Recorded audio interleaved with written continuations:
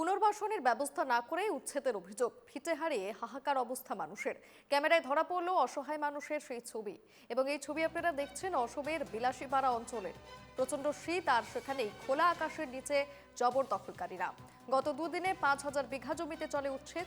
বিলাসীপাড়ায় উত্তর পূর্বের সবচেয়ে বড় তাপবিদ্যুৎ প্রকল্প হতে চলেছে, আর সেই কারণেই বিলাসীপাড়ার চড়ুয়াবাখরা, সন্তোষপুর এবং চিরাকুটা অঞ্চলে উচ্ছেদ অভিযান চালাচ্ছে প্রশাসন। কার্যত এই শীতের মরশুমে হাহাকার অবস্থা গৃহহীনদের।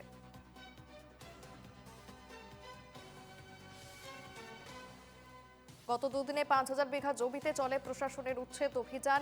কার্যত ভিটে হারা বহু পরিবার এবং পুনর্বাসনের ব্যবস্থা না করে এই উচ্ছেদ করা হয়েছে, এমনটাই কিন্তু অভিযোগ করছেন তারা। সেই ছবি আপনারা এই মুহূর্তে দেখছেন, অসমের বিলাসীপাড়া অঞ্চলের ছবি। প্রচন্ড শীতে খোলা আকাশের নিচে দিন কাটাতে হচ্ছে তাদের। বিলাসীপাড়ায় উত্তর পূর্বের সবচেয়ে বড় তাপবিদ্যুৎ প্রকল্প হতে চলেছে, আর সে কারণেই এই উচ্ছেদ অভিযান। বিলাসীপাড়ার চড়ুয়াবাখরা, সন্তোষপুর এবং চিরাকোটা অঞ্চলে চলে এই উচ্ছেদ অভিযান। মঙ্গলবাৰে ইভেকশ্যন কৰিলে, ভেলুৱেশ্যন এটা নোটিছ দিছিলে। সেই নোটিছত যিটো ভেলু লিখিছিলে একেবাৰে কম। 25 তাৰিখে আমি চিফ ছেক্ৰেটাৰীৰ অফিচত আপিল এখন কৰিছোঁ যে আমাৰ যিখিনি আপোনালোকে ভেলু দিছে এই ভেলু লৈ আমি সন্তুষ্ট নহয়। 10,08,000 টকা বিঘা প্ৰতি আমাক যিটো ভেলু দিছে, আৰু ঘৰ বাৰীৰ ভেলু একেবাৰে কম দিছে, গছ গছনি কোনো ধৰণৰ মূল্য দিয়া নাছিলে।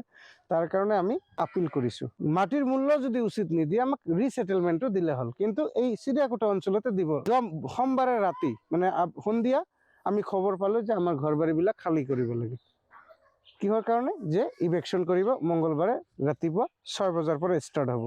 আমি এই খবৰটো পাই আমাৰ চাপৰ চক্ৰ বিষয়া ছাৰক মই অৱগত কৰিলোঁ যে ছাৰ, আমাৰ কিন্তু হিয়াৰিং চলি আছে চিফ ছেক্ৰেটাৰীৰ অফিচত। আজৰ আপত্তি শেষ নোহোৱালৈকে আমাৰ ঘৰত যাতে কোনো ধৰণৰ বুলডোজাৰ চলাব নোৱাৰে আপোনালোকে, তাৰ কাৰণে মই আপোনাক অৱগত কৰাব আহিছোঁ। এইটো নহ'ব, কাৰণ এইটো আমাৰ ওপৰৰ পৰা আদেশ, আমি আদেশ উলংঘন কৰিব নোৱাৰিম। তো এইটো কাৰ আদেশ? আমাৰ মামা, আপুনি আমাৰ CM ছাৰ, আপুনি আমাৰ ৰাজ্যৰ মুৰব্বী। আপুনি যদি আমাক দয়া নকৰে মানে মামা, আমি আৰু ক'ত গৈ আমি ন্যায় পাম মামা? আজি আমাৰ লগত যিটো অন্যায় কৰা হ'ল, এইটো অন্যায় যাতে আৰু দ্বিতীয়বাৰ কাৰো লগত কৰা নহয়। কাৰণ আমাক কোনো ধৰণৰ ৰিছেটেলমেণ্ট দিয়া নাই, ক্ষতিপূৰণ দিয়া নাই। আপিল চলি আছে, আপিলৰ সিদ্ধান্ত হোৱাৰ পিছতহে আমি মানে ইয়াৰ পৰা যাবলৈ বাধ্য। কিন্তু এতিয়াও আমাৰ কোনো ধৰণৰ মানে সিদ্ধান্তই হোৱা নাই। আজি আমাক টাইম নিদিয়াকৈ আমাক ভাঙি দিলে।